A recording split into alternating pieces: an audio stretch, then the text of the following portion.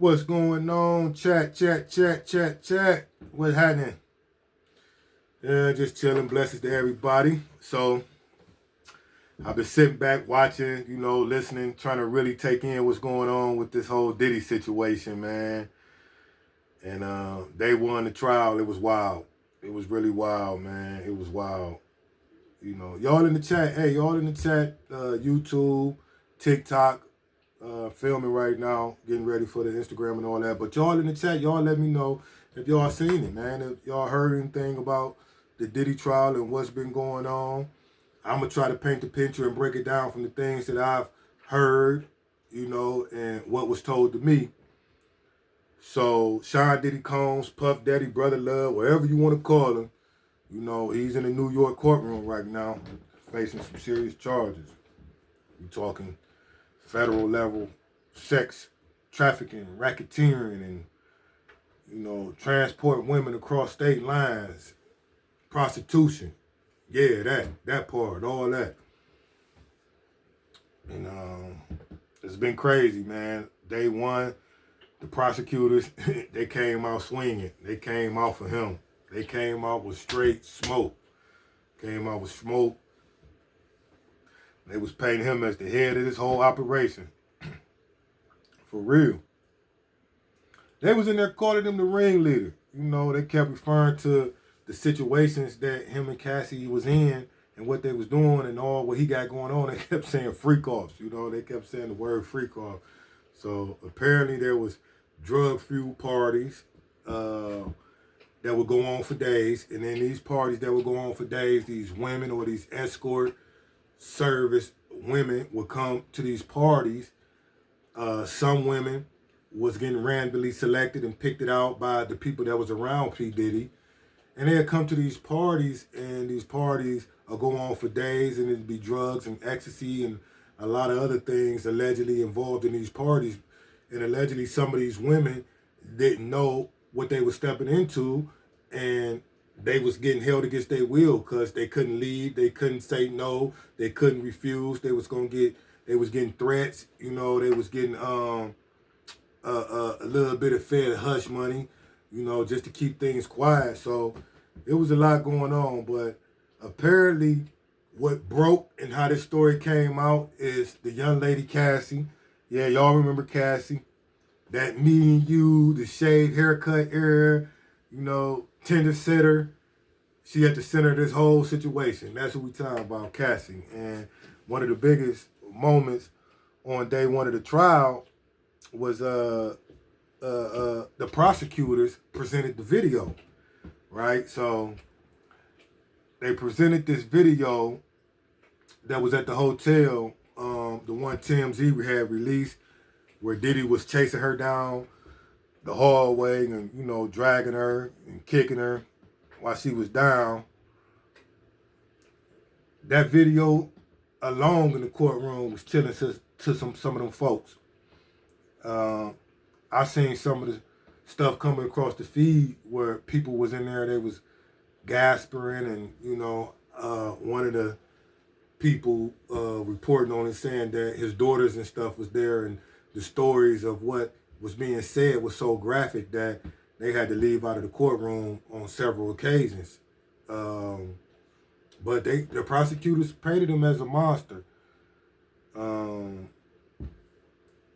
It's a lot going on into this case. And they had a male escort that had took the stand and said that Diddy paid him to have sex with Cassie, right?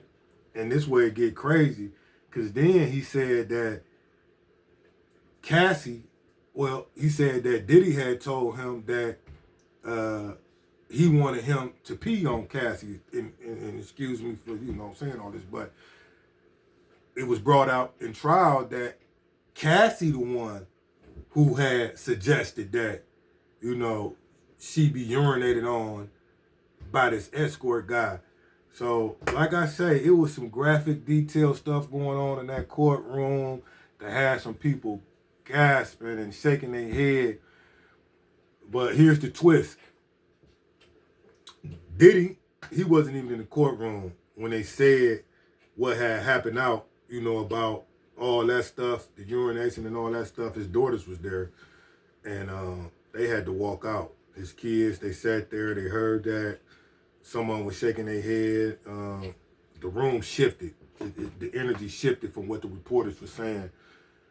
Now, to be fair, the defense is saying that this was just a toxic relationship, and that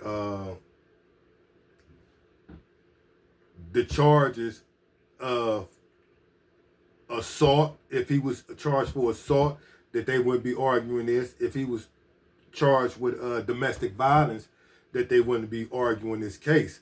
The defense is saying that, hey, listen, we're not saying that he didn't abuse her. We're not saying that it wasn't no domestic violence and that the relationship wasn't toxic. We're not saying that. If he was going to trial for that, then we wouldn't be arguing this and it wouldn't be nothing to say because the evidence present that.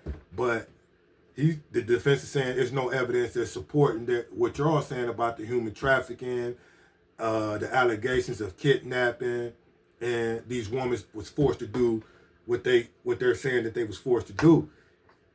The defense is arguing, how can someone be bringing these allegations forward when they was a part of these allegations? Speaking of Cassie, like, she was asking for some of this stuff, And so the defense tried to make a point, but it was kind of weak. It was kind of weak to me.